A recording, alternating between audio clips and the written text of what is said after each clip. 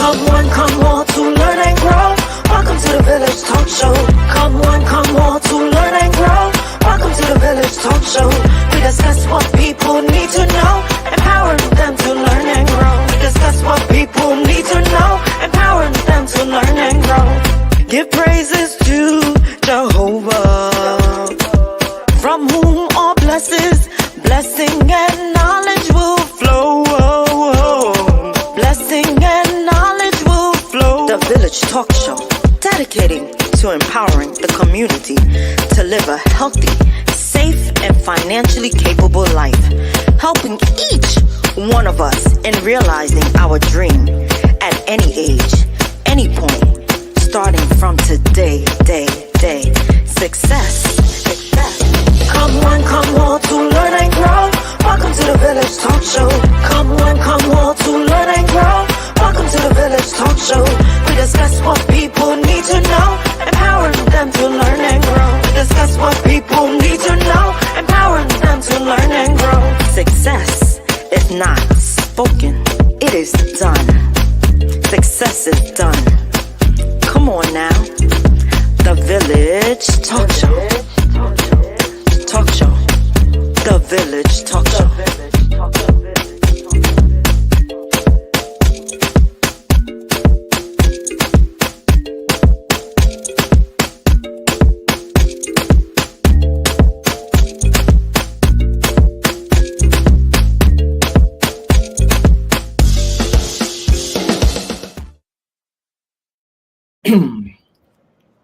Welcome to the Village.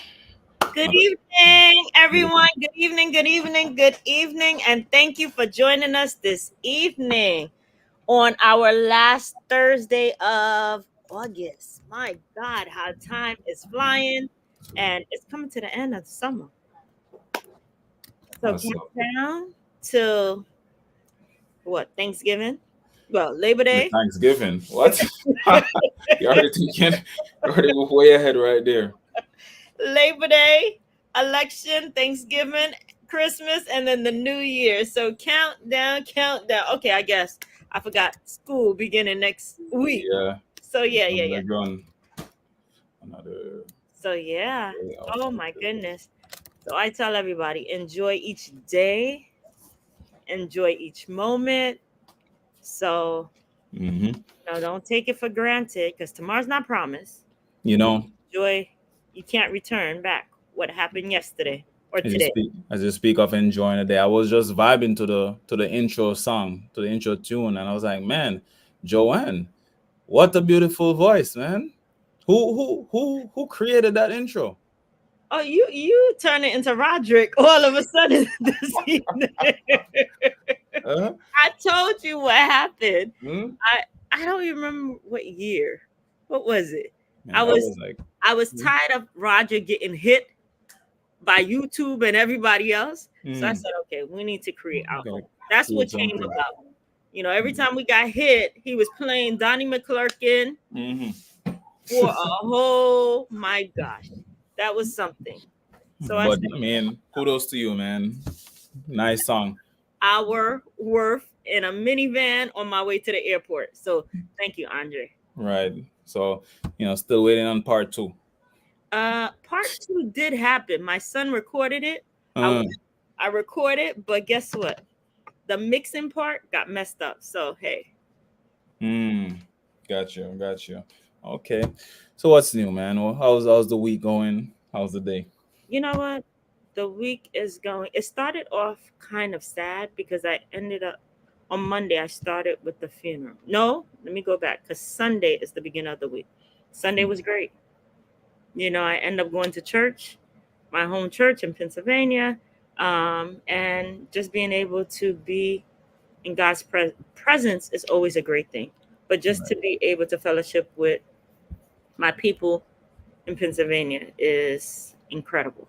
Nice. But coming back on Monday to go to a funeral for someone who didn't even get to see their birthday 2 days later was kind of sad. But that was like the 5th funeral in 3 weeks. Yeah. So that's why I started off by saying, people, enjoy your day. Don't take life for granted. And those around you, celebrate them, because there's no guarantee that tomorrow is promised to you.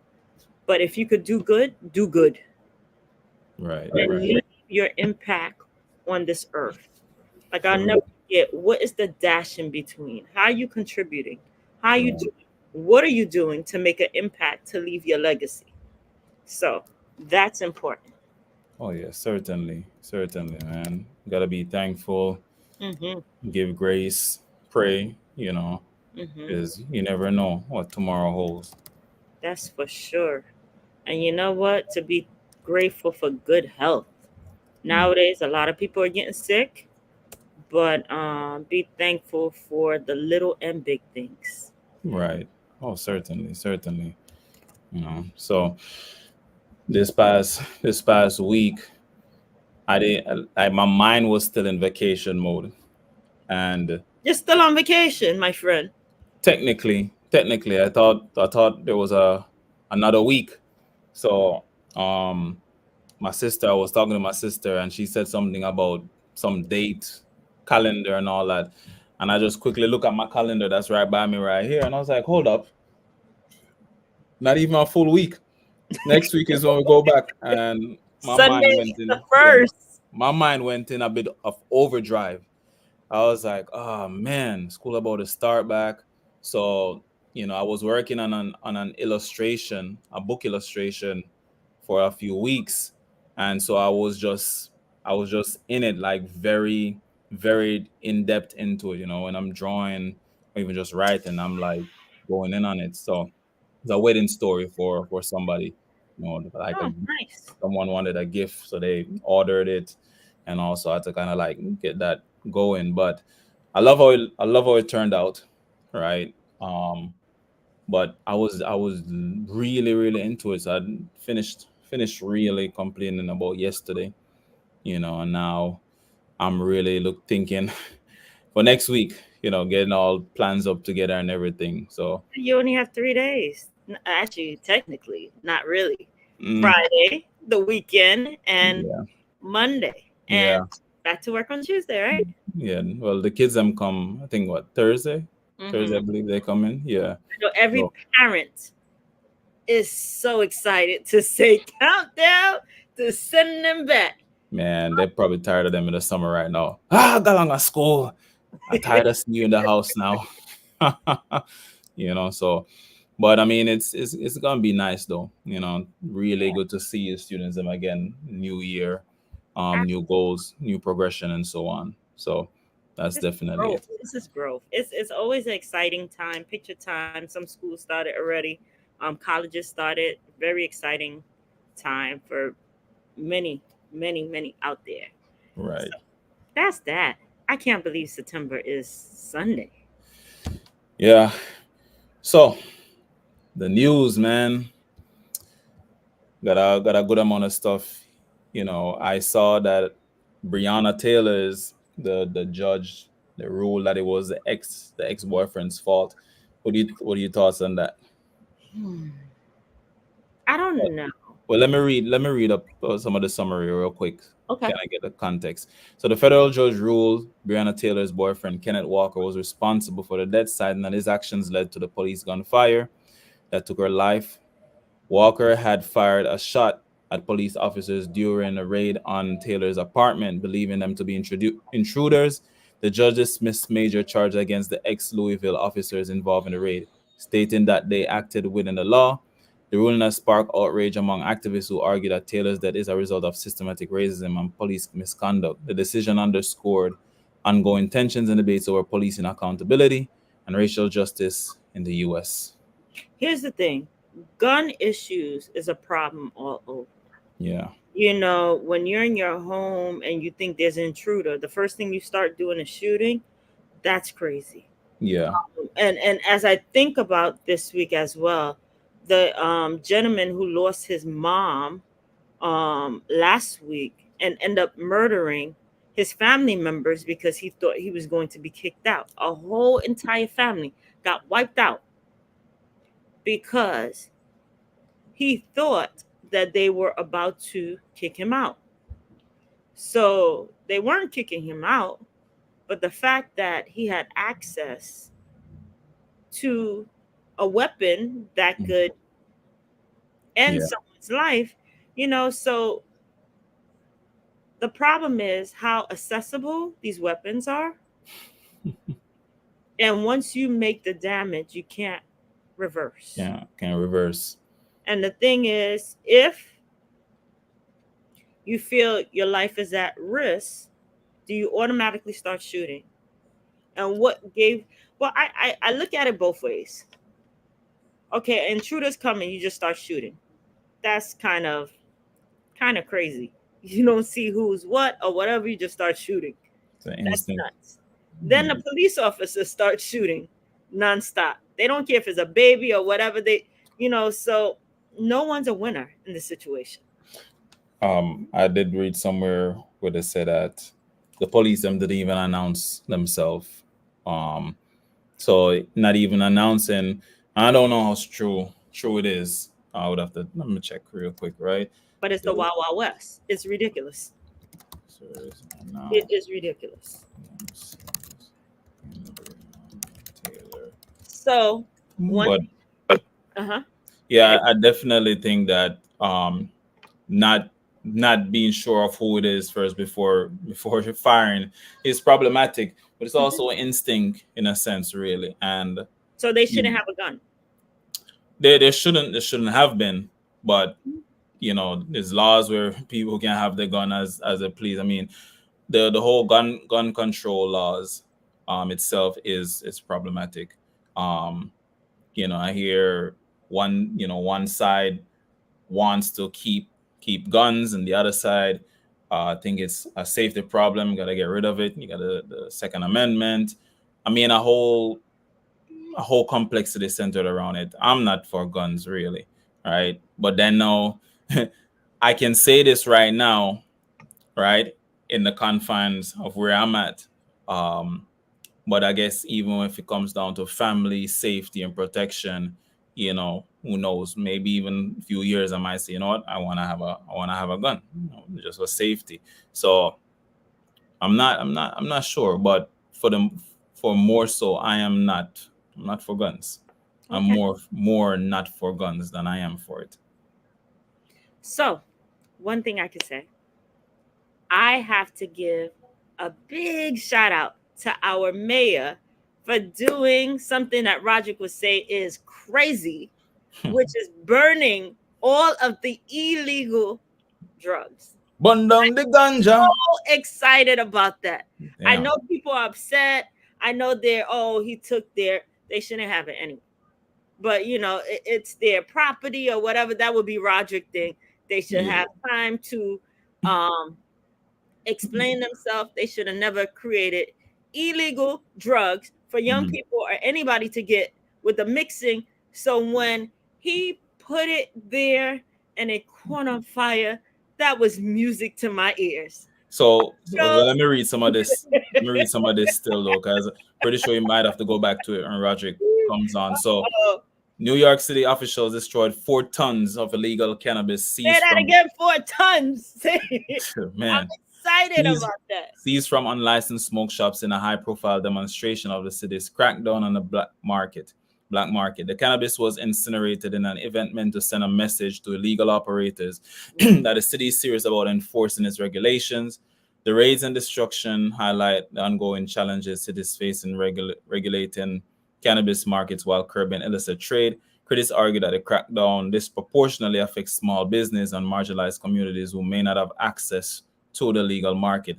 And it raises questions about the effectiveness and fairness of cannabis regulation and enforcement in the post-legalization era. It's crazy because I do agree about the effects on small business and marginalized communities. And I would say too probably that the black market, right? A lot of times when stuff like this happen, things just end up on the black market and people still able to go purchase, go buy, do the trade undercover.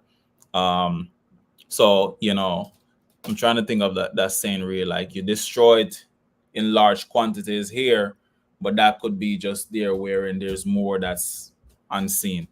But the impact on small business is that a small term consequence or a long term effect for the betterment of the negative consequences? So you know what I say to that?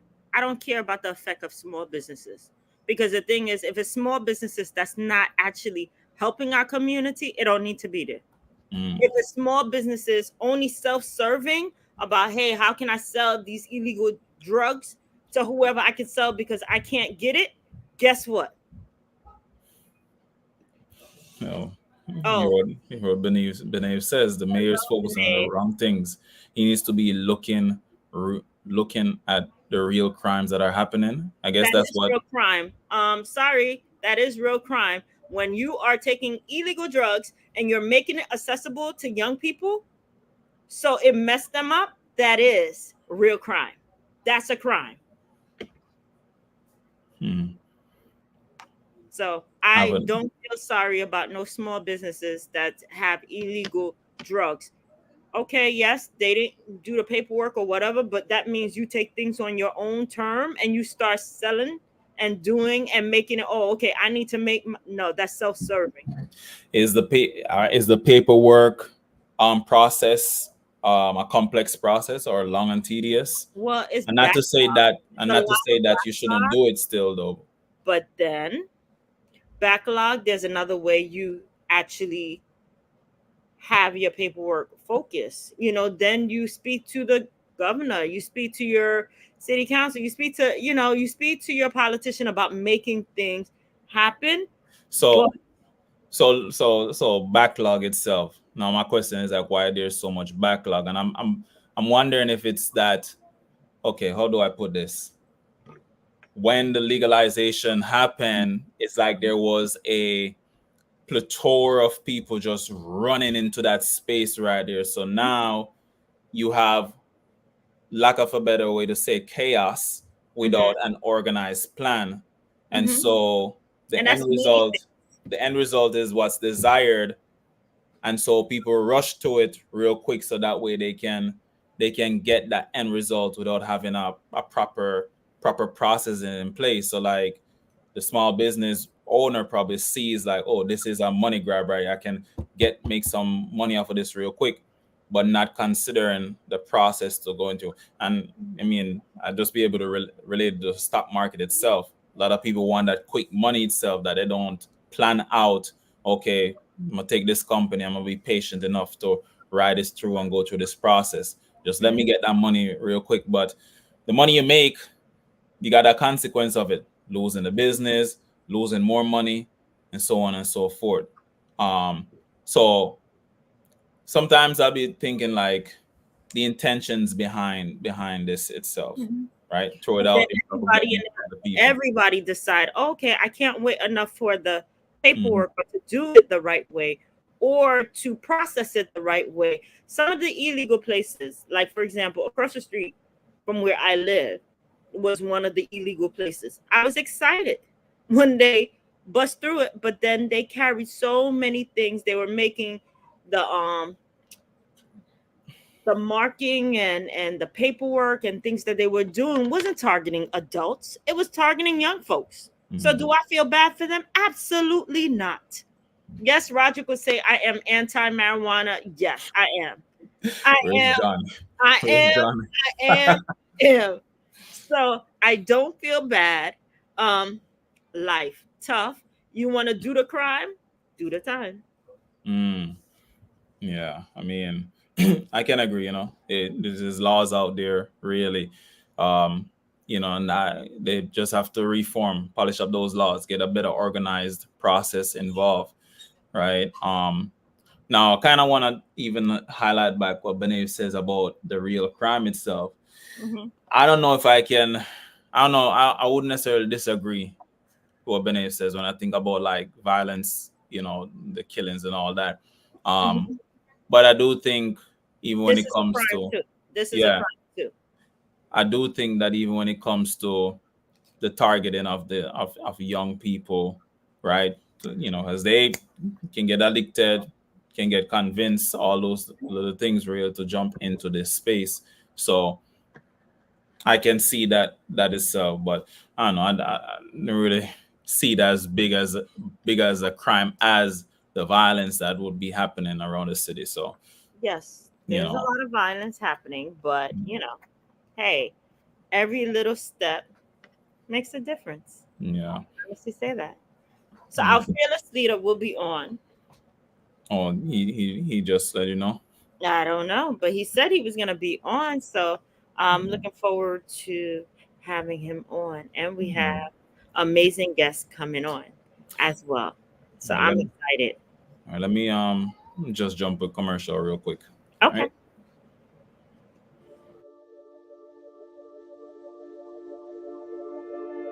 Footprints Cafes now offers Caribbean flatbreads, available in 11 mouthwatering flavors, including favorites like jerk chicken, curry chicken, honey garlic chicken or shrimp, ackee and saltfish, garlic cheese, and more.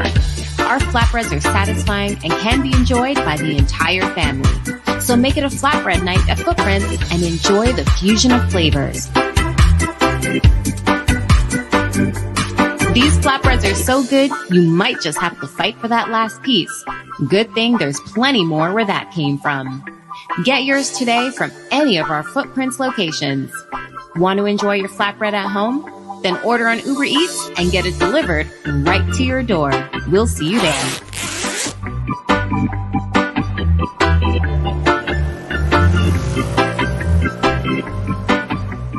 Call Howard Housing Solution today for all your real estate needs. Sellers, we can get top dollar for your home, and our vast network of professionals can facilitate your move and help you purchase your dream home in another state. Buyers, we have a pulse on the market and can get you in a home quickly. Property owners, we can manage your property efficiently and allow you peace of mind. So why wait? Call Howard Housing Solutions today at 646-825-5560 for your sale, purchase, or property management needs. Conveniently located in East New York, Brooklyn. You can come to us at 577 New Lots Avenue, Brooklyn, New York, or we can visit in the comfort of your home. Call Howard's Housing Solutions today at 646-825-5560. Howard Housing Solutions. Real estate simplified. Want to get your personal income tax, business corporate tax, self-employment tax, quarterly tax, payroll tax, or sales tax filing done professionally? Yeah. Call U.S. Bear LLC 718-676-0519 and take the worry out of your personal and business life. Tax compliance issues should be left to the pros. So when you want your business to grow, call the pros because a successful business matters. U.S. Bear LLC also handles accounting, bookkeeping, business startups, consultation, real estate, and many more services. Call U.S. Bear LLC 718-676-0519 and ask for Howard DaCosta, CEO, to book a 1-hour evaluation at no cost to you. Take remote control of all your needs and U.S. Bear LLC will follow your lead. Want to work but don't have a social security number? Yes! Find out about getting a tax ID to pay your taxes. Call U.S. Bear LLC or log on to www.usbear.com. Team up for success. All right. Welcome back. I love the comments. New York City. New York must be City on a must high be on a high now. I said it in our meeting. I was Drug. like, that's the possibility right there, right? And all them people that were standing around it, burning the weed and thing, right? Probably got a good puff. There was no need to pass because it was already passing by itself, you know. So A hot mess. so you want to bring on the guests now? Absolutely. Well, let's see. All Is right. she ready? Pastor Kimberly, if you're ready, okay. Thumbs up. Yeah. Ready? All right. Bringing on the guests. Welcome to the village. How are you doing? Hello, Doing hello, Pastor Kimberly Headley. We're so excited to have you on today. Thank you for having me on. As you can see, me and Dr. Bryant have great minds in the same virtual space. I love it. Thank you, Andre, for having me on. No problem. We're in the same place, but not really, right? Yes, absolutely. Our fearless leader should be on in a few. He'll be jumping on. Sure. But to the world, we're gonna let you introduce yourself to the world. Because listen, I can't do justice because this woman is awesome. Please. The She's mic. so kind. Well, good evening, everyone. So grateful to be on The Village with Andre and Dr. Bryant and all of your other fearless leaders and guest hosts. I am Reverend Kimberly Headley, and I'm the Associate Pastor at Berean Baptist Church. I also serve on the advisory board for the Dream Foundation, which was founded by my father, DeCosta Headley, a community leader and activist for, oh my goodness, probably since I was a little girl, 12 years old. Even before then, he has been in politics and activism and building community and resources. And we also have a consulting firm, Strong Power One Consulting, that we operate out of to bring resources to the community. And we work mostly in East New York, Brownsville. We work throughout the city, but our focus is that backyard of ours, which is East New York and Brownsville, where we were born and raised. I was born in East New York, and Mr. Headley was born in Brownsville. And so our passion is to make sure, in particularly Brownsville, continues to grow and receive the just resources that it's supposed to, like every other neighborhood in Brooklyn. So that's just a summation of who I am. Thank you again for having me on. You forgot a key thing. I'm like, wait, I'm sitting back like, oh, she forgot she's an author.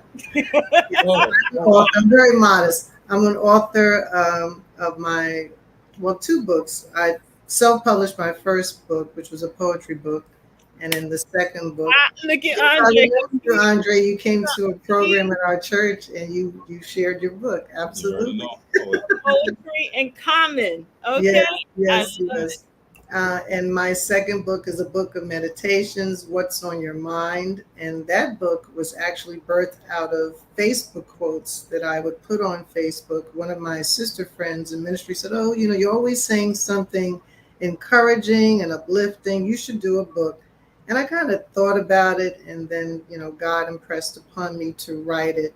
And so some of the words are inspired by actual Facebook quotes, and then others were quotes that he had given to me. And whenever I write, I always put myself in the space of my audience. So a lot of my Facebook quotes, it's almost like I'm writing what you're thinking. So what's on your mind is the things you may not verbalize. You'll see me type it out and put it on my Facebook page. And many times people will say, oh my goodness, how did you know? And it's not that I know, but I know one who knows. So that's who gives me the inspiration. So yes, I'm an author, and the book is available on Amazon. It's an ebook. I'm trying to do an audio book now, and there are a couple of other books that I want to release. I'm also a playwright. I did write a few plays, and one of my plays was actually featured in Brownsville in the community for the seniors, room 302. I wrote it a few years back, and it was about a pastor who was on sabbatical, and he decides to go to a local hotel to kind of have some reprieve, and he meets a prostitute that he actually brings to salvation. So that was the play I wrote many years ago, room 302. Yeah. That's exciting. Curious with the play, how did you come up with that idea? I feel like my gift of writing comes from God. And so a lot of time that I would spend in God's presence, the Lord would just bring like scenarios before me. And I wrote every character, and I heard their voice, and I heard what they would be saying. And that's how I write. And at the time, and because my life's ministry is bringing people hope and helping them to see that transformation is real, no matter what situation you end up in, there's always a way out. And so the goal was to write this play, because I got saved at a play. I was at a play at the Beacon Theater many years ago in 1997, and that's how I came to Christ. And I felt like, well, if God can speak to me through theater, then perhaps that's a gift that I can extend to others, because everyone's not coming to church. That's Let's true. just be real. Everyone's not coming into the physical church space. Even the virtual church space, people feel comfortable coming into rather than the physical four walls. So I feel like wherever God gives you a platform and opportunity, I used to do street preaching. I used to preach on subways and downtown Brooklyn on Court Street. So for many years, I did that as well. So wherever the Lord tells me to stand up and say it, I'm going to say it. And there's a way to say it. I believe that people can feel God and not feel judgment, right? Because that's been the issue with ministry at times, where it's been overly judgmental. We all have a path that we're trying to create or use to get to God. I believe the path is Jesus Christ. But if I meet someone of another faith denomination, I meet them where they are, and we have dialogue. But it's God who's the final say so, and so I do my best to just help everyone see that we're all important to God. You know, none of us were created by accident or incident, but there's intentionality in God making each of us and giving us the ability to exercise our gift of who we are as people. And so I'm all about transformation and empowerment, and in any way, and whatever I'm called to do on the earth with the time I have, that's what I wish to do. And I like to be around people who have the same mindset. Man, that was powerful. That made me I think love about- that. It made me think about even when I was in high school, you know, as a youth, and just, you know, meeting so many different people from Yeah. different religions, but it never really, it wasn't a thing in my mind. It's just like, that's my friend, that's my home. We're just playing and just chilling out and enjoying each other's company, despite the different religion. I also wanted to comment on the writing. When you say you're thinking about the audience, I'm currently working on a comic book itself, and Nice. so many different stories that I'm always so fascinated by. And Yeah. I'm thinking about the person as a character and their perspective. So, getting your ideas from the muse, from the one above, and really kind of putting yourself in the character's perspective definitely does wonders. So, kudos. It's a beautiful story. And Thank you know what? Now I'm hearing more and more. Well, it's not now, but a lot of people are more audiobook than the physical book because everybody's driving. A lot of more people Yes. are driving, or they don't have time. So that is incredible. So kudos to you for that. Oh man. So I didn't even know. I'm like, wait, I'm sitting back here like, wow. Well, I just want to see the play. That maybe they should bring it back again. Maybe you should Is bring it back. is Yeah.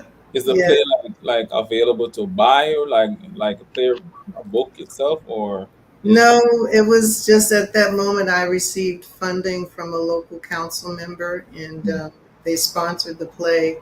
And, you know, again, I just wanted people to have something enjoyable to consider. I even did the play at my church in the fellowship hall, and we had raised money for the church as well. So, you know, I feel like this is a time and an opportunity for us to really give our all, right?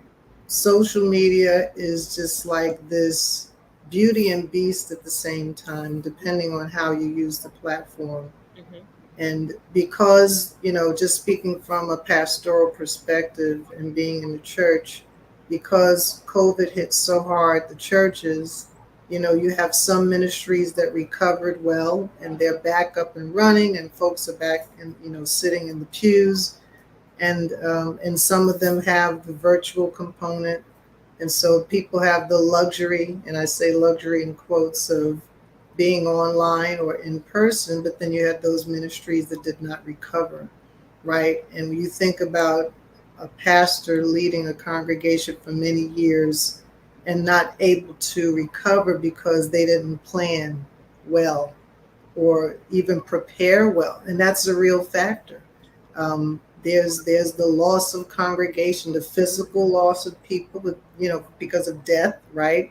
Or folks relocated, it got too tough. It's hard to live in New York now. The economy is Very interesting. The cost of living is very high. People are going to Delaware, New Jersey, they're leaving. Right. And so all of these factors have to teach us to reimagine ministry.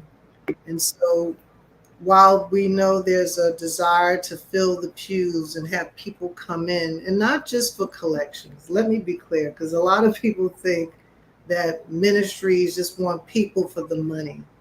If you pastor in a neighborhood that's already underserved, more than likely you're not sitting with folks in your ministry that have lots of money. So there are people who do this thing because it's a call. And then there are some communities where it's a mixture, where there are people who are established and are able to, give monetarily to support the vision of the ministry. But if you have limited resources, how do you use platforms like online church, and how do you use live stream and all these different components to reach people beyond just who you've been serving in the direct vicinity of your church? So again, it's just this opportunity for social media to be used in a wonderful way, and I see you all doing that through your platform, because we have News 12 and we have CNN and MSNBC, and those are wonderful, but there are local voices that people need to hear and understand, that there's resources and empowerment and information that comes from you all. So kudos to you for this platform that you have. Thank you. Thank you so much. Thank you. I do see comments on my Facebook, but it's not coming up on the chat. And exactly 100% amen. That was one of the comments that I see. So I don't know where the disconnect come in, because there's several comments coming in for you, Pastor Ed. But it's not connecting. So thank you for that. But I know that beyond the church, you also have the passion in the community. The ministry of Dream also do a lot in the community. Can you share some of the things? Because I know there's Dream and there's a lot more. So the Dream Foundation, I started working with the Dream Foundation. It was a vision of my father, DeCosta Headley, back in the early 2000s. So for many years, he used to do these networking events when he was a district leader, and he loved bringing people together. He's always had a passion to find the resources for the community, to make sure that folks are stakeholders in what happens in their community. So the Dream Foundation, the acronym stands for Developing, Restoring, Enriching, and Advancing Many. So that's the people. So the goal of the Dream Foundation is to identify those who are the voices in the community, right? We have our elected representatives who are supposed to do that. But then there are people who work tirelessly, don't get a dime, but they want to do book bag giveaways for children. They want to see healthier food options in the community. So the Dream Foundation has sponsored turkey giveaways through local businesses in the community for many years beyond its formation. Mr. Headley has been probably giving over thousands of turkeys every Thanksgiving. We moved from physical turkeys to meals because there were people, we realized you may have a turkey, but you may not have had the accents to it, the sides, greens, beans, potatoes, Oh, you got it. So we would do Thanksgiving meals, and we've done that for churches that give away clothing every year. So on Thursday, that Thursday before the week of, or the Saturday before Thanksgiving, there's a local church in East New York. We would donate meals there. They would have people come from the community, particularly when the migrant population came. So the church would have all these clothes and shoes and all these amenities and resources to give, along with a hot meal. We have worked with Meg Evers College, particularly the Transition Academy with Dr. Wally Boone for many years, giving turkeys out, hot meals we've given to the Transition Academy that he works with, and those are students who are in school but are not in permanent housing. So his department in Medgar Evers provides resources for those transition students. We've given laptops. We donated 20 laptops to students at Medgar Evers 1 year, and it was really amazing under Dr. Crew at that time. We did a financial literacy class. And so at the financial literacy class, we had given away 20 laptops. And we heard testimonies of students who were doing their research papers on cell phones because they didn't have a laptop. So those kinds of things, when you think about people trying to achieve their education, trying to matriculate, graduate successfully, but you have to do your paper on a cell phone because you can't afford a laptop. That should not be. And so we were blessed to be able to do that. We've done coat drives, giving coats and clothing also through the Transition Academy. We've sponsored book bag giveaways. During COVID, we fed 1,500. We gave 1,500 meals to hospitals, 9 hospitals throughout the city through community partners. So see, these are some of the things that we've done then. Now we are working with the Brownsville Collaborative Middle School, and we have done some programming with parents and their children after school through the Dream Foundation Family Corp. And that's a program that was designed for parents and their children to come after school for 6 weeks to work with social workers who are members of the Dream, along with some of the interns from Medgar Evers College who are in social work. And they donated their time to work with parents and students on topics of bullying, internet safety, nutrition, because we saw even after COVID, the rise of mental health, illness, right? Wellness is something that all of us have to achieve. And when COVID hit, we saw mental health being compromised in people who didn't have, quote unquote, mental health issues. And so one of the ways we wanted to begin to work with families was to adopt different schools. And we started at the Brownsville Collaborative Middle School. And we did 2 sessions there at the Brownsville Collaborative Middle School with their teachers. And the principal, Gregory Jackson, was kind enough to give us the space. We had a local vendor that gave food, so we used the local vendor to come in and give food for the families. So we didn't just give, potato chips and water. They got hot meals every week that they met with us. And then they graduated from the program. So all the parents that were able to complete the program, they graduated. And for some of them, that was the first certificate they ever got. Nobody ever acknowledged anything they've ever done. Wow. And we saw better relations between them and their children. So we did that twice. And then we did a wellness week where we had the fire department come in, teach the kids and parents CPR. We had one of our board members talk about cancer, the different kinds of cancer that affect us, our community, prostate for the men, breast cancer for the women. So we had talks around that. We had different talks. We had Eric Hutchinson, who comes out of Elmcore in Queens. He works a lot with youth. And so he did a talk for the young people, just kind of talking to them about parent relationships. And, young people, sometimes there's friction in the home. So how do you have a better relationship with your parent if you come from an atmosphere where there's tension in the home for various reasons? And then in January, we did what we had was our first teacher reset week.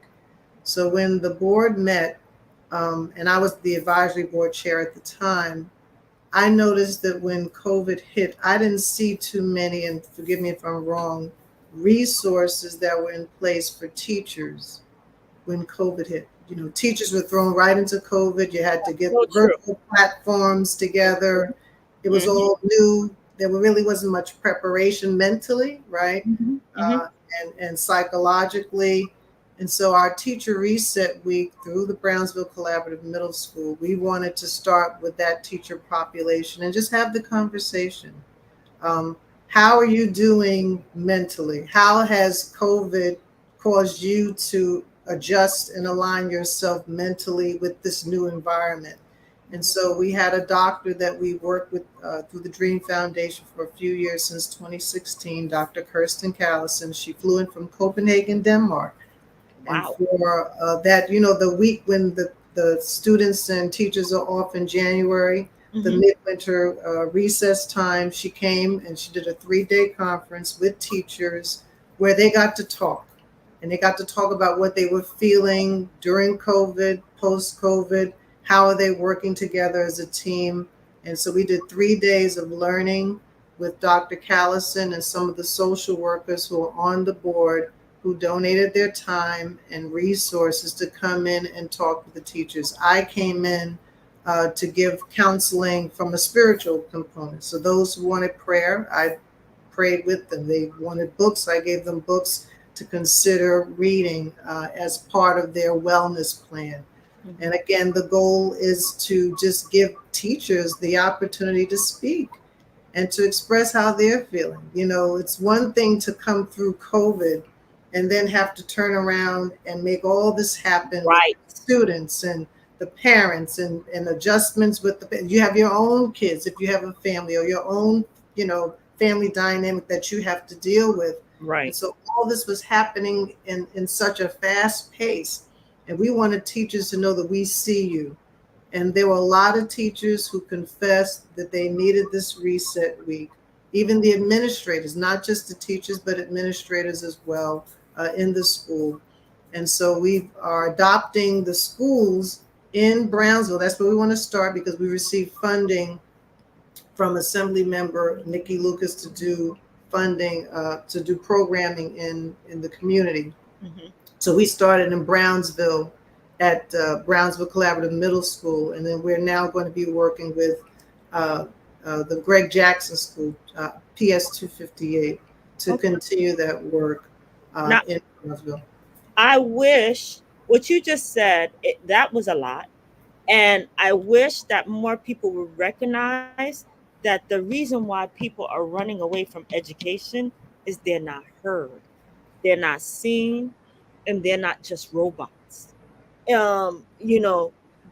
Last school year, because new one is coming up, last school year, to have 5 teachers quit the same week is traumatic.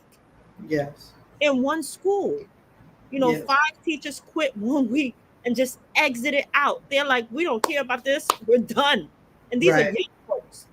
So what are we doing as a community, as a nation, as a state, as people, to say, hey, we need educators. You're valued. During COVID, what was happening is parents got a taste of what educators go through, Right. and they realized, oh shucks, this is no, it was reality. Like, little Tommy, that was a pain in the butt in school. Yeah. Now when you have to sit with him and actually work with little Tommy, they're like, oh no, you were doing this in school. So it was a real reality check and a look in the mirror. But unfortunately, like you said, hey, yeah, COVID happened, pivot, move, change, whatever, that, some people died in the process. Yes. And that trauma, many couldn't get over. Yeah. I had students who were losing parents. Right. Right. Exactly. I became like, oh my God, here it is. I had to tell my staff, hey, you know what? This person died. I had to call to say, hey, you know what? Letting teachers know and letting students know, yeah, one of your teachers died. So that's traumatic. Or waking up to my son or my daughter crying and saying, yeah, my teacher, I just found out my teacher died from COVID. That is traumatic. And moving on like nothing happened. Yes, we paused as a nation, but did we take time to really recoup? We didn't. No. And we didn't recognize. Yes, we gave applause to nurses and educators and first responders. And then guess what?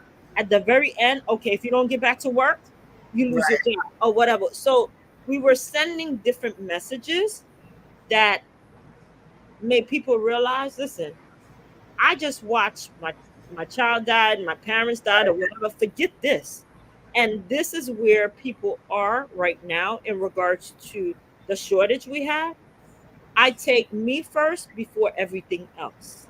Yeah, absolutely. And people, the other thing too is because of the rise of tension and mental wellness and folks not knowing how to cope with what's going on with them psychologically, you have teachers who don't feel safe in the classrooms. Yeah.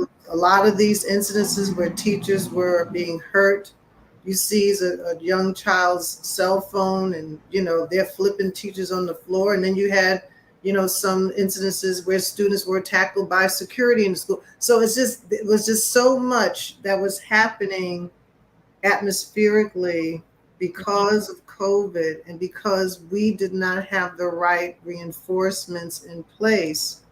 My hope is moving forward. We pray nothing like this ever comes around again, but if it does, what's in place?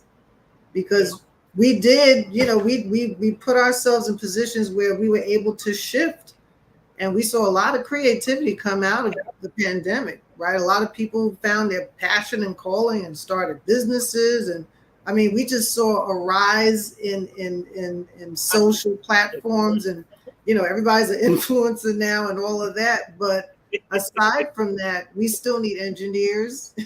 We still need scientists. TikTok became, that's the boom of TikTok. That's when TikTok was known, the birth of TikTok. Yeah. But I always say, if something happened and this platform was no longer free, how do people move forward? You've amassed all this wealth and notoriety. If something happens and cybersecurity is breached, what do you have? Chaos. Right, exactly. And so similar to even how, the tons of weed that as we were talking, get burned and everything because there wasn't a proper plan in place. Mm-hmm. That's what would happen. I think definitely the fundamentals that students lack or even lost during COVID. Mm-hmm. That's what we have to work on, and it is still a difficulty. But as you mentioned, providing the resources that's needed, but ensuring that even the educators are equipped, and they're mentally well to teach as well is what's needed. That's important. So sure, that's true. Oh, shout out to our fearless leader, Roderick. How are you? It's good to see you at the hospital. Welcome. Yes. Thank you for coming out and coming right on screen. Look at that. First of all, Pastor Kimberly, I utterly agree with many things that you're saying in terms of COVID, and thank you, Dr. Brian, for that nice, beautiful introduction. It was kind of exciting. Actually, I was in the hospital all weekend. I was fine until this morning. Morning is like I didn't go home. You was there since last week, right? Okay. Yeah, Friday, but when you talk about of COVID, both and you're coming in and out. Yeah, you're cutting in and out. Okay, what I'm saying is when you talk about the impact of COVID, right? Mm-hmm. COVID had both a negative impact and a positive. Yes. The negative impact to me had a lot of You're breaking up again. Can you hear me? Yeah, bring your phone up higher, maybe. I mean, if you're driving, it's gonna continue like that. So I hope you're not driving. No, he's not. Oh. No, I'm not driving. My brother, the principal, is driving. Oh, hey, brother. Cameron, what go on, bro? What go on? He came to Cooper had a good game today. He had 2 nice hits, a double and a single. You come out the hospital and you go straight to your son's game? I am a daddy. Yes. And I dragged his uncle right into it too. Okay. So he came to the game. So when you returning to the conversation around mental health, and COVID, the impact was unmeasurable, right? Or immeasurable, right? It's, you don't know, and it's lifelong, right? So we don't know in 5 years what are some of these continuous impact from COVID on a negative. And you know what? On the flip side of that, a lot of people made a lot of money also from COVID, right? You talk about TikTok, you talk about certain other entities that required IT technology. If you learn information technology, Zoom made a killing, Right. right? You know, Absolutely. right? Zoom made a killing, um, and among other industries, right? Not just those, but those are a couple for that. But I want to, I like what you're doing in terms of like providing services to the community, especially when you talk about East New York. We had on Council Member Chris Banks on a 2 couple weeks weeks, ago. 2 yeah, weeks ago. a couple weeks ago, and he's talking about what are the impact that are happening within District 23, which is where you're talking about right there in Brooklyn. What are the impact that we have for our young people? So I'm glad to see what it is that you're doing, and I also believe in the power of prayer, right, and the importance of prayer, and so you combining both by bringing the Word of God into what you're doing, into satisfying the soul as well as the physical need. Those two things are of paramount importance. So I appreciate that a lot. Thank you so much. Yeah, this is a labor of love, and we all in our own ways and capacities. Mhm. We're some people's hope. Just the ability to make it from one moment to the next, and that's why our desire to create this programming throughout District 23 and then moving into District 19. It's really important because Dr. Kirsten can't come from Denmark every single time. Right. But the goal is to train the professors, the workers, the staff, and administrators in the schools so that they're able to take interns who are studying this in school, and we work with Meg Evers College to have them come in and shadow and learn this, because this is a part of what's going to be their professional career. And so from school to school, we want to build out the program and then have a virtual follow-up, and then every year. So she's coming back again in February. She's going to be at another school, and then we're going to go back to Brownsville Collaborative. So it's not just a program where you just drop in the community, you do it for a couple of weeks and then you leave, but it's building upon something that can expand. And I would love to see every school that's in our New York City public school system having something like this, not our program, but just something that has a platform where there's a constant check-in for teachers. I don't know if it exists, and even down to police officers, first responders, everybody who's out there on the grind in that capacity, there should be mental health check-ins. Just like you should have a mental health check-in at your job, it should be in wherever you're dealing with people, and you have to deal with different. I'm serious, because whatever's happening at home, I have to try to put that on the table, come into work and show up. But if something at the office happens that triggers me, reminding me of something I'm dealing with at home, then I lose it. Then, you got to watch her. You got to watch him. Something's going on, because I didn't have an audience or an opportunity to share what's going on with me mentally with someone that's trained to help. And so I have to carry this burden of whatever's happening at home, and then deal with the struggles and strongholds that exist in my workspace, whatever that is, or my school space. If I'm in college, I'm studying. So everybody has been affected. But if you don't have a community or a village to support you, it's going to be hard to recover. And some people return to drugs. Some people return to things that they were taken out of because those reinforcements were just not in place. And we know that when COVID hit, I have my own issues of marijuana and all of that. And I feel that when, COVID happened and you just saw liquor stores open, I'm just keeping it real. In our communities, liquor stores were still open. They were opening all these different, marijuana was legalized. So it's like, find the things that help people to just cope. I'm saying? I feel like that was what was done. And now you have more people smoking marijuana on the street than you have people smoking cigarettes. That's And true. I think of the children. So if I'm walking down the street with my child and this is all that's coming up and down the street, we're inhaling this, listen, everybody gets to do what they want to do.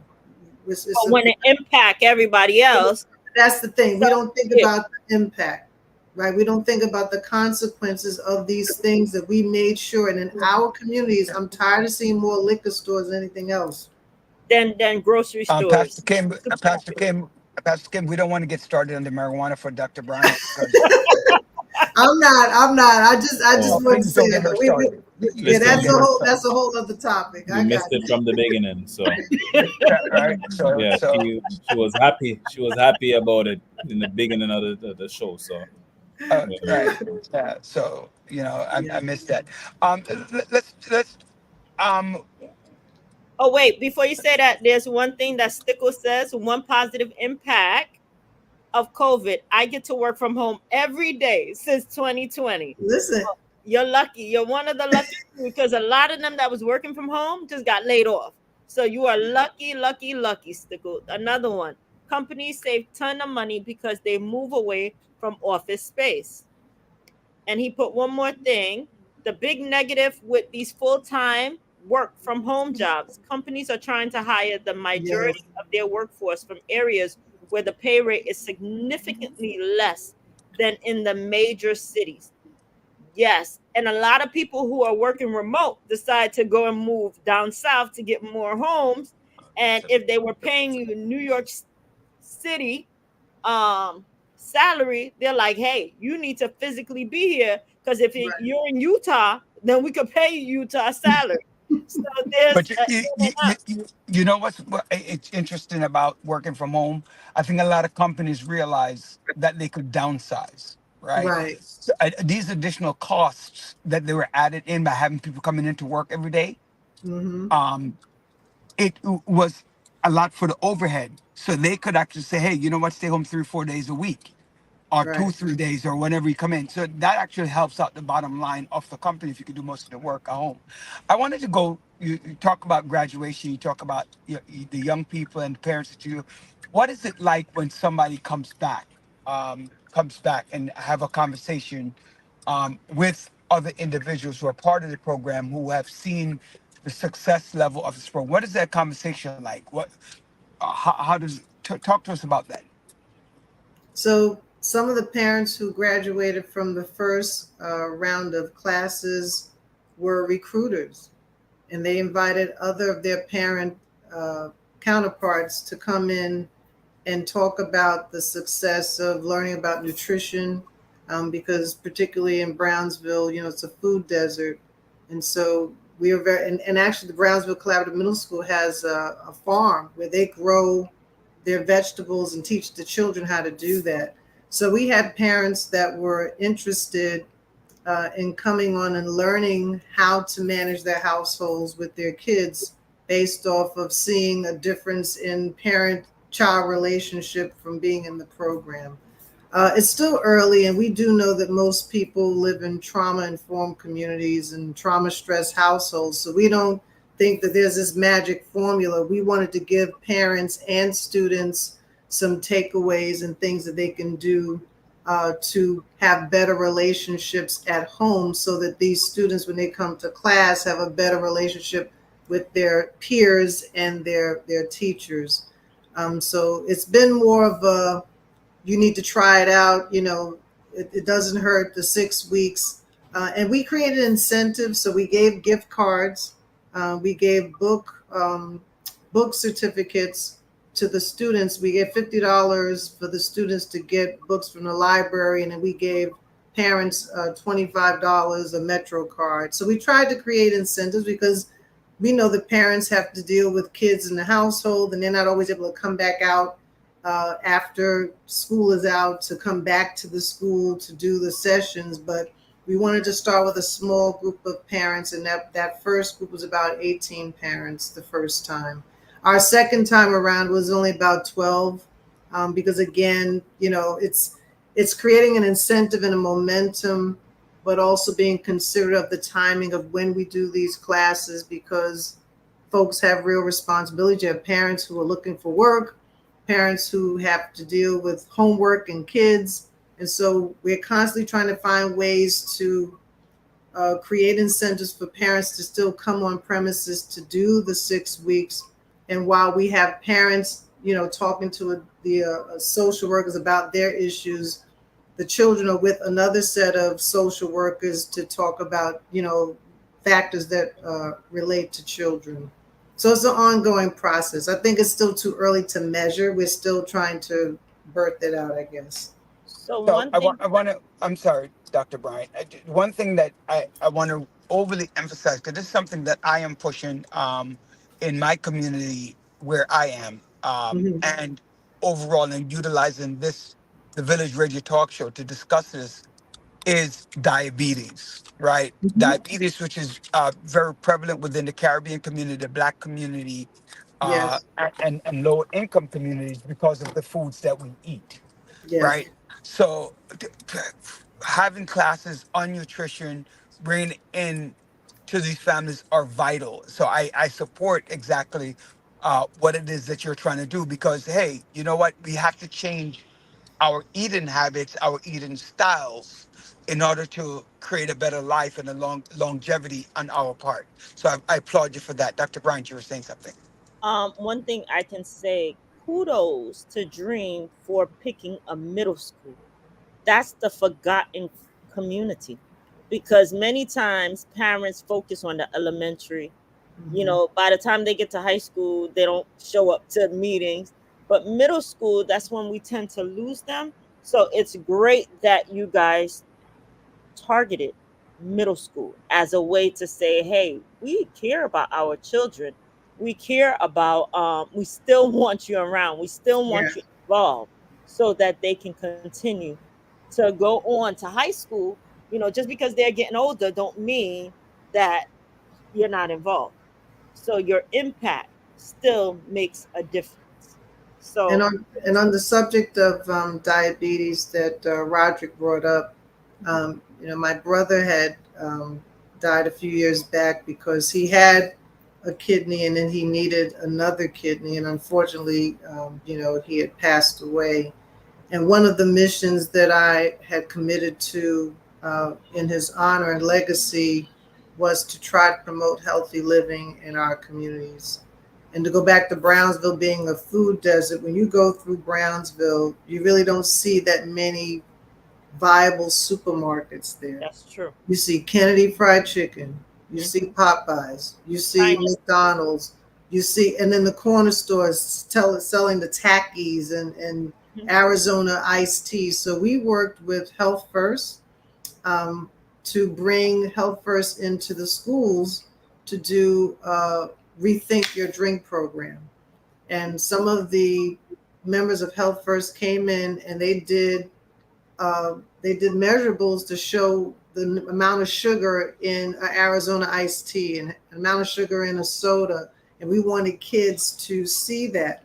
And through the Robeson Institute on my Strong Power side, we helped to bring a state-of-the-art dialysis center in East New York, which is on Linden Boulevard, right near Berryman Street. And they have a resource center upstairs where we used to hold classes, and we did a diabetes self-management course through Health First for community stakeholders, and that was encompassing pastors, community leaders, folks who are caregivers to people with diabetes. We did classes. We graduated folks out of programs. We did at a local church in East New York. We did a soul food series, and we taught people how to cook healthier, because as Roderick said, in our community, we love to cook rich. We love to eat rich. But these things, can impact us, and we are losing our people to diabetes and kidney disease and renal failure because we're not making sure we can cook in a way that's still enriching but builds our body up. And so my personal commitment in honor of my brother, I have not had granulated sugar in anything since 2016. Wow. I no sugar at all. Brown sugar, none of it. And I tell you, when I stopped using sugar like that, I felt healthier. I wasn't lethargic. I had energy. I do all the other things too. I like to, take certain teas and things like that I drink. But when I stopped using granulated sugar, brown sugar, white sugar, I felt the difference in my body. And we did a survey in East New York and Brownsville and throughout Central Brooklyn through the Robeson Institute at the time. We did a 10,000 member survey. We surveyed the community, all kinds of people, to ask about the donations. If you would donate your kidney, and in our community there was skepticism, because what you're going to do, why are you asking about me giving a kidney?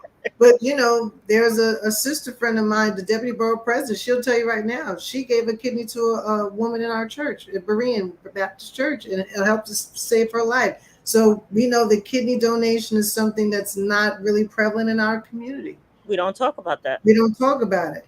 People don't want to donate anything because they feel as though you're trying to kill them. Right. That's the stigma. Right. But you're in a way preserving a life. You know what I mean? So these are some of the things we did. And when we were in the schools through Robeson Institute, we were at Kappa 5 middle school again. And through Principal Phillips, we had a successful class on diabetes and nutrition. And do you know those students went home and talked to their parents about having healthier options in the home? We need to do that again. Seriously, because that is something that that's not taken seriously. Yeah. And lack of education on diabetes also impact a lot. Yeah. And for young people to have diabetes, you can't get rid of that. Right. Absolutely. And now with everybody being on these games and Roblox, our kids are sitting behind computer screens. They're not active. Our kids are obese, young. Mm-hmm. What happened to the days of, hopscotch and, we were outside, paddleball, those kids who play soccer and, basketball. But most of our kids are not out active. Right. When they come in, they're on TV or they're on Roblox. My niece and nephew, they love this Roblox thing. I mean, my nephew's a little bit older. He's an artist. But my niece, it's like our kids are sitting and they're eating fast food, and 2-for-1s and all of that. And they're getting this weight on them at young ages. They're looking older. Their youthfulness has been removed. So we have to begin to even just rethink going outside again. And I know that was one thing that COVID did help to push. You see more people riding bicycles, That's true. And, walking and exercising. Yes, I'm sorry, Andre. No, you're good. I was just saying, even the tech, especially as we advance more with technology and infrastructure, because I even remember growing up in the Caribbean, Jamaica, and you had a whole field. You Right. step out of your house, right? And there's field of greens. You got the red dirt, ball field. It was just plain, and we didn't have phones like that. I made a joke the other day to a couple people. There was an Instagram post. This guy always do these comedies, in Jamaica, really.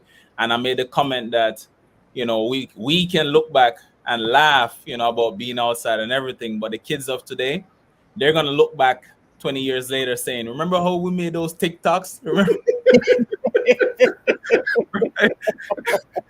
And I was just cracking up because that's what they're going to look back on. It's really. true. They were just on their phones, just this on itself. And so, as much as technology has given us so much advantage, really, it also has harmed us, made us sedentary, having this sedentary lifestyle.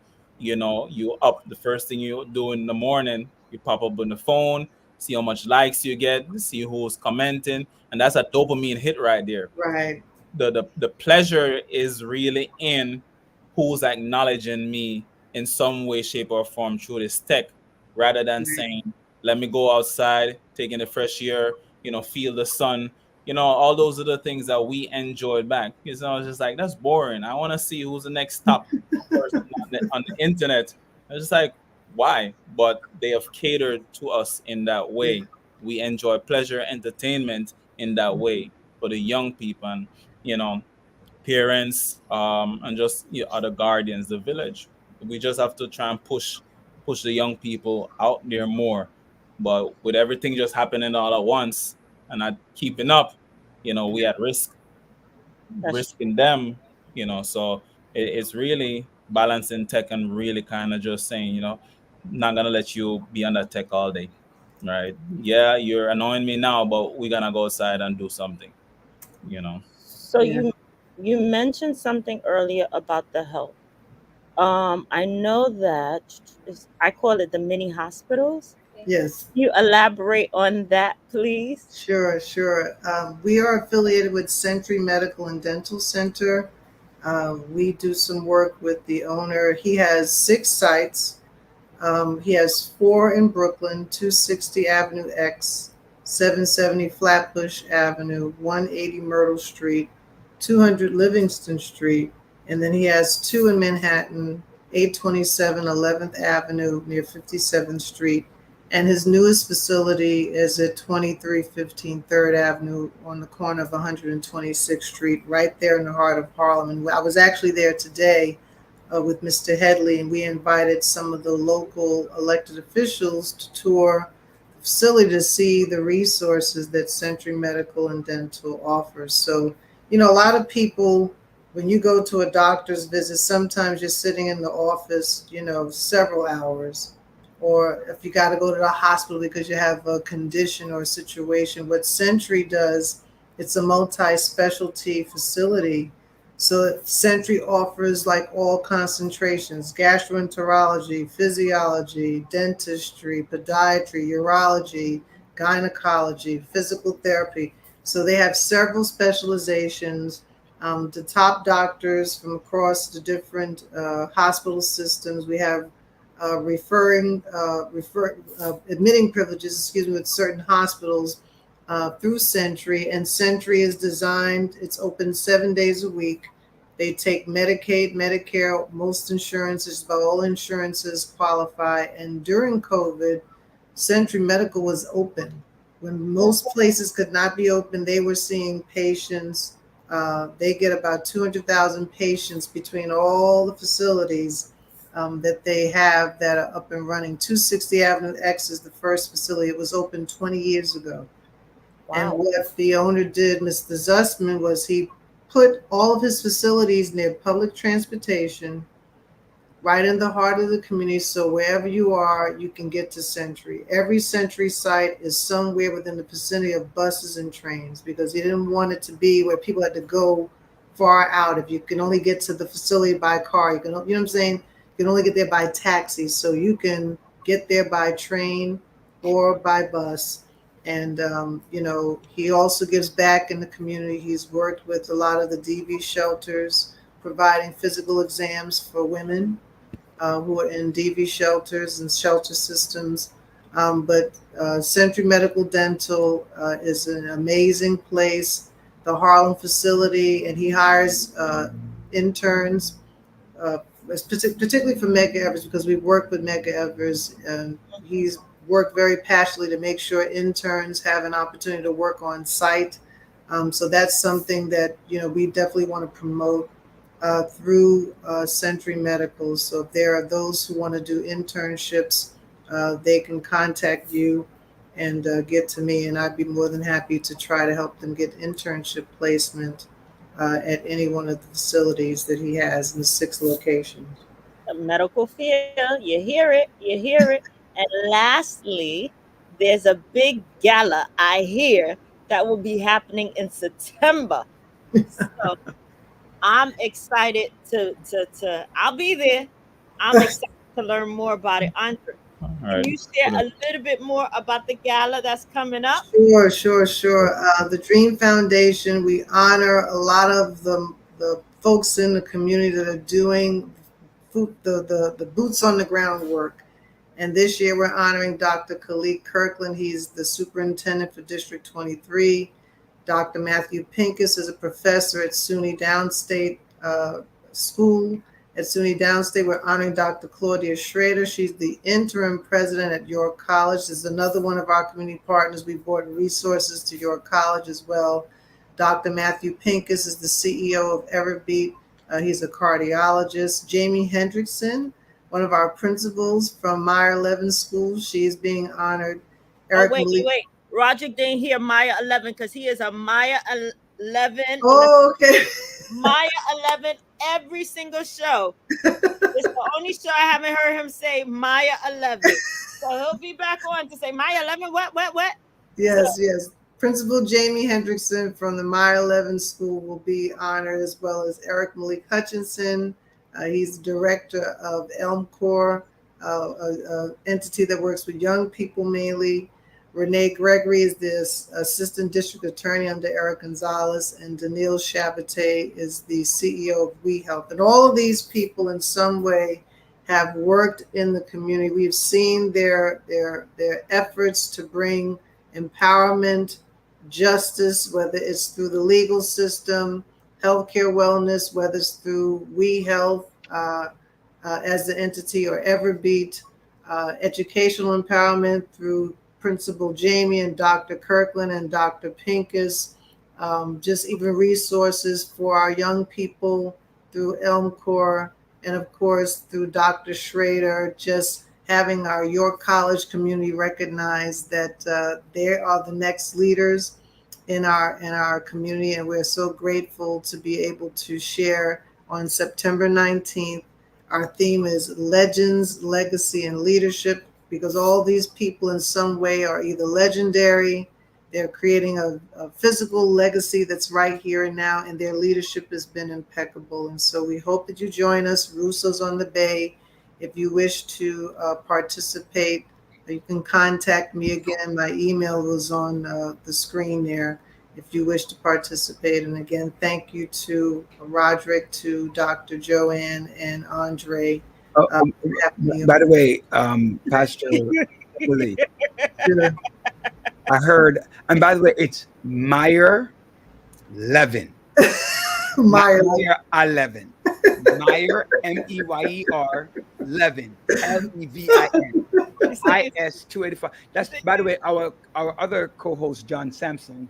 Yes. Also a Meyer Levin alumnus. Oh, Okay. Yes. Principal Jamie is one of our honorees, and a wonderful woman that we work with in the community. So in fact, it's funny. I have to give her a call because there's something I want to do when we talk about. You said it earlier about the farm, and so I want to do. I'm the chair of Community Board 17. Oh wow! Okay. Right. So I'm trying to bring some, fresh food farm to the school, but they have to have a connection with the school. So what Meyer Levin is one of the schools that I'm interested in looking at. Okay. As well. And what I could do also, Roderick, is put you in touch with Georgina Williams, who does a lot of work with the farms in the schools, and she may be able to help you start your farming in Meyer Levin School. So we'll All right. Look at that smile. Listen, So- don't be mad. Listen, It's all right. It's okay. Kimberly, Sorry.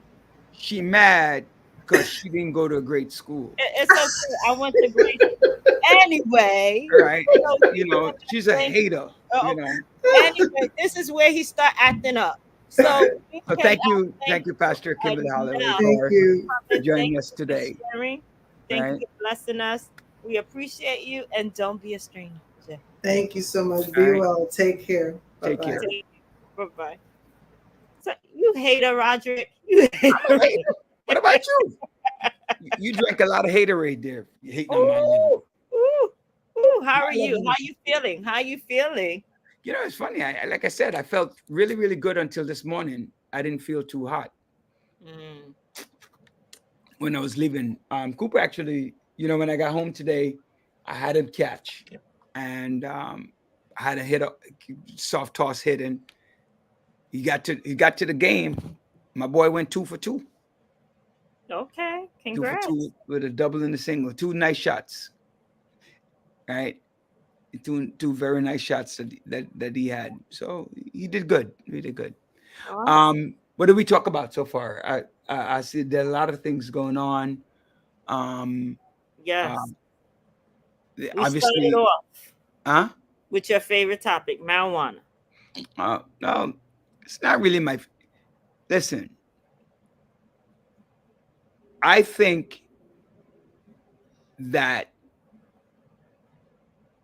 when it comes to marijuana, I've said that before, which is you have to have a pathway to conducting legal business. Mm-hmm. Right? That's what I say. Right? I think that's what the argument is that I'm having. Listen, marijuana, the small guy is the black man. He's a small guy. He's not the head of the cartel. He's a small guy selling it on the side. Let them come together and figure out how to get it done. I mean, the taxes are ridiculous on it. I went to the doctor. Doctor asked me, Mr. Daly, you could have medical marijuana. The devil's a liar. Right? And I'm like, sure, I'll take it. Just Are because you actually going to take it? I'm not listening to you. You're a hater. Your 18-year-old can't have a glass of wine. You're like. I don't need to. Come on, man. Let's be for real. Right? 18-year-old having a glass of wine. Oh, you're smoking marijuana. You've committed the greatest sin. I'm a little bit more liberal than that. All right. I just don't like. Okay, so it's just like the gun. I don't believe it should be done and used and brought everywhere. But the problem is, unfortunately, you have people who think, oh, well, I have the right to, so I should. And that's where you got the problem. That's where the problem comes in. So the good suffers for the bad. So Trump got indicted again. Yeah. Got indicted again by Jack Smith for his role in January 6th. Mm-hmm. Election tampering or whatever they call it. That's a big deal, right? It's a huge deal for that. But even though it's a big deal, I don't see him getting any time. No, not just time. I don't think it's going to affect him politically. I think it's going to motivate his base. Right. So unless Jack Smith is a Republican and trying to build his base, mm-hmm. I would leave the issue alone. Wait till after the election, mm-hmm. and then do what you got to do. Well, he's not trying to do that, and you see what the effect is. Well, the reality of the situation is, what's the point of charging him if he will not? It's wasting money. It's waste of time and energy. It's a spotlight for Jack Smith.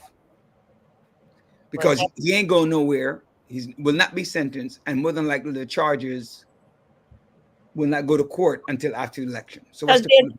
You know what? I could never pronounce her name. The Ketanji? Yes. She mentioned that when they decided to dismiss, not hold him responsible, giving him the red light to do whatever. Giving him immunity, yeah. It's a dangerous message that we send. We knew that. But you know what? When you fill the court system with all of your people, you're going to get the result you want. Exactly.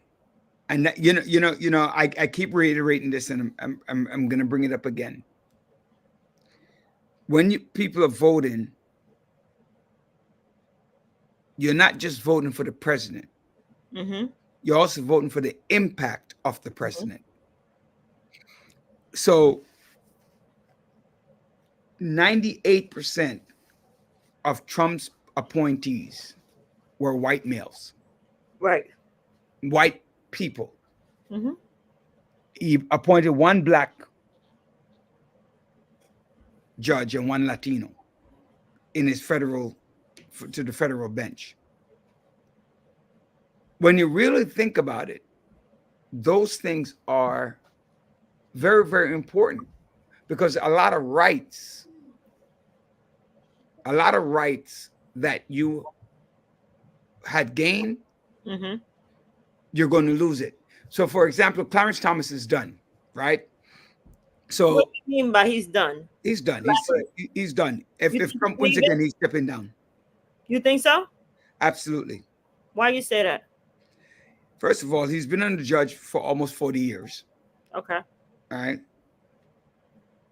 Right. He's been what, 90, 89, 90. Mm-hmm. He's been there. So that means he's been there for over 35 years. Mm-hmm.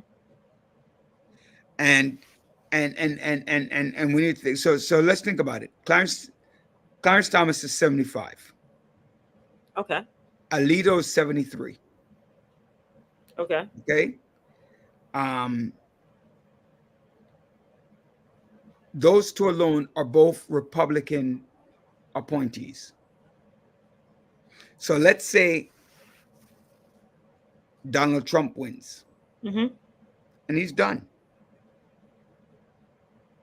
So you're going to put two more Republicans on. Now, if Kamala Harris wins, Mm-hmm. You think he's gonna stay on to make her life miserable? it's not that it's not a matter of whether he can stay on or not. It's at a certain age, you're just not competent, right?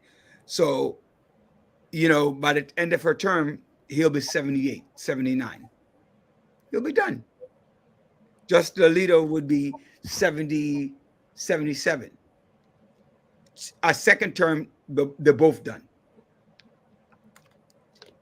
So she wins in 2024 and 2028, right? They're both gone. Okay? The others will stay. Justice Kagan is only 63. Kavanaugh is 58. Gorsuch is only 53, 56. And Jackson, who is the youngest person in the court, is only 53. So she's going to be there for another 25, 30 years. Right? Mm-hmm. Gorsuch, same thing. Gorsuch, the same thing, another 25 years. Kavanaugh, another 20 to 25 years. So the only three that really can leave would be Thomas, Alito, Sotomayor, and Roberts over the next 8 years. Sotomayor and Roberts are both Democratic appointees. So, And Ketanji. Yeah, Ketanji, but she's 53. She's the youngest person on the court. Mm-hmm. Right? So the point is she's not going anywhere anytime soon. Brett Kavanaugh is not going anywhere.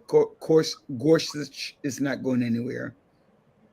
Sotomayor is not going anywhere for at least for the next 15 years, 10 to 15 years. Right? Mm-hmm.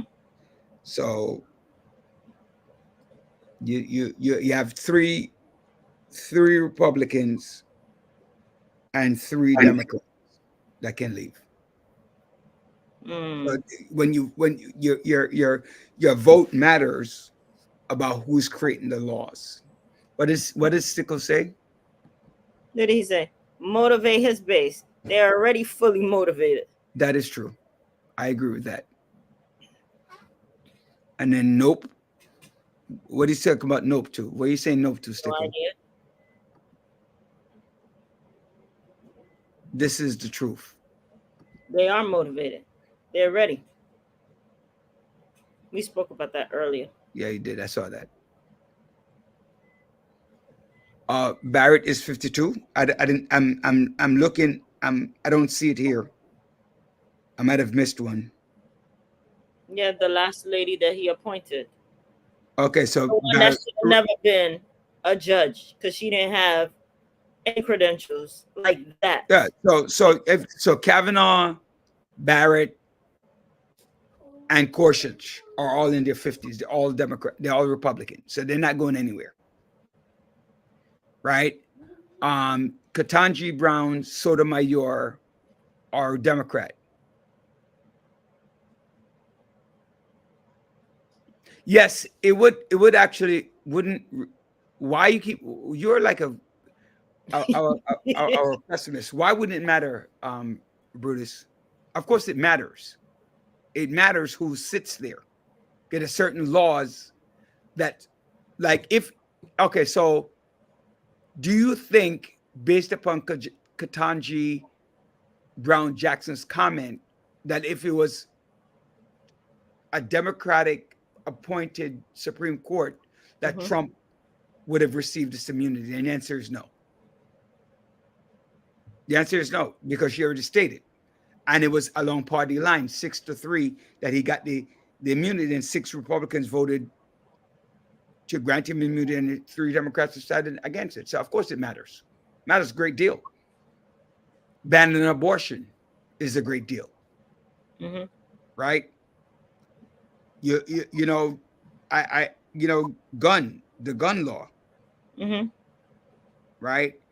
I'm still for guns, but I think they need to do a better job. Right? The Supreme Court has to step in. States have a little bit too much power. And I'm not a fan of Kathy Hochul with her gun laws in New York, because her gun laws are crazy. So right? I have to say, we have to apologize to those who are adding comments on the Facebook, but it's not coming through. So there's a little glitch. So we apologize if we're not showing your comments live. So we'll figure it out. Okay. I didn't know that we're having that issue. You know, so to me, what did you put in the microwave, dude? I guess he's hungry. Should be. I like, you know, Kamala's having a steady lead. I like that.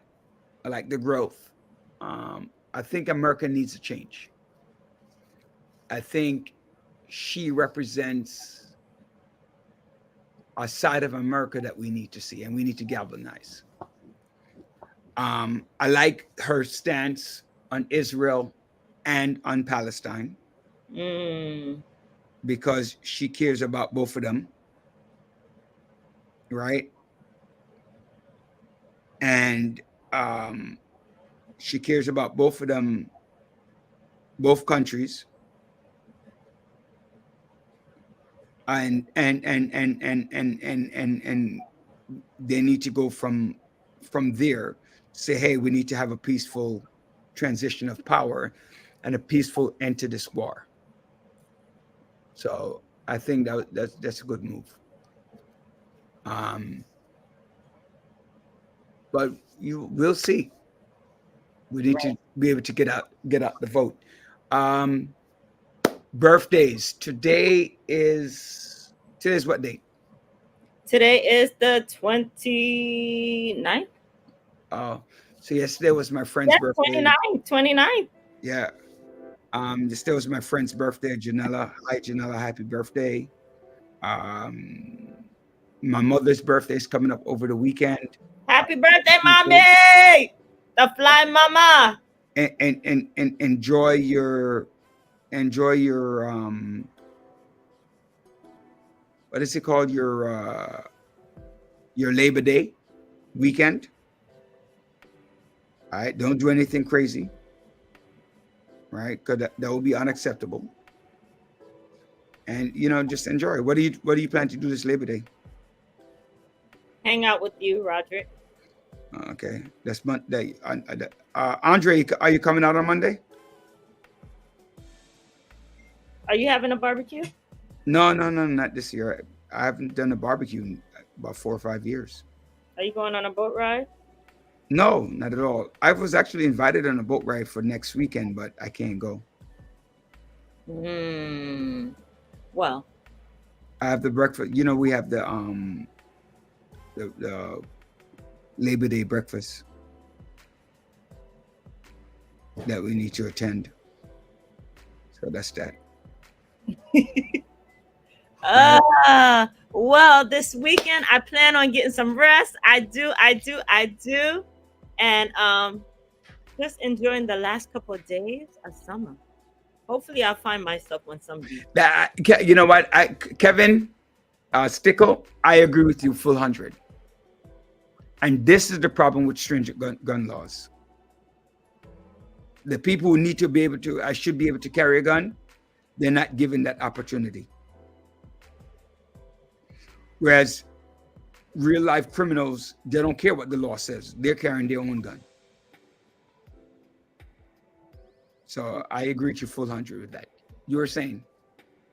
That's it. Just enjoy. Be safe this weekend. Let me tell you, this weekend is a busy weekend. Please, if you go out, be safe.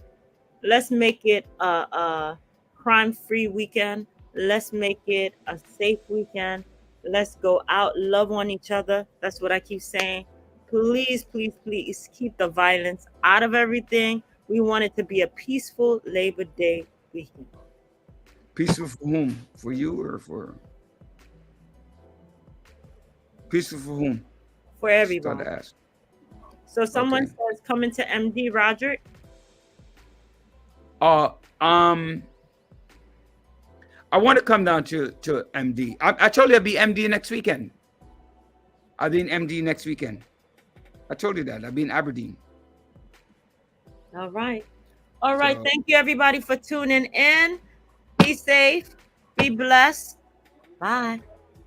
Have a great night. Thank you for watching, viewing, sharing, participating on the Village Radio Talk Show. I am Roderick Daly, your host. Joining me is our co-hostess, Dr. Joanne Bryan. Our co-host, John Sampson, was not able to join us tonight. Our executive producer, Andre Doman, who you saw on screen earlier when I was absent. And our producer, thank you, Andre. Sophia Willisey. Ladies and gentlemen, please enjoy your Labor Day. Enjoy your weekend. See you next time on the Village Radio Talk Show. God bless. Bye-bye.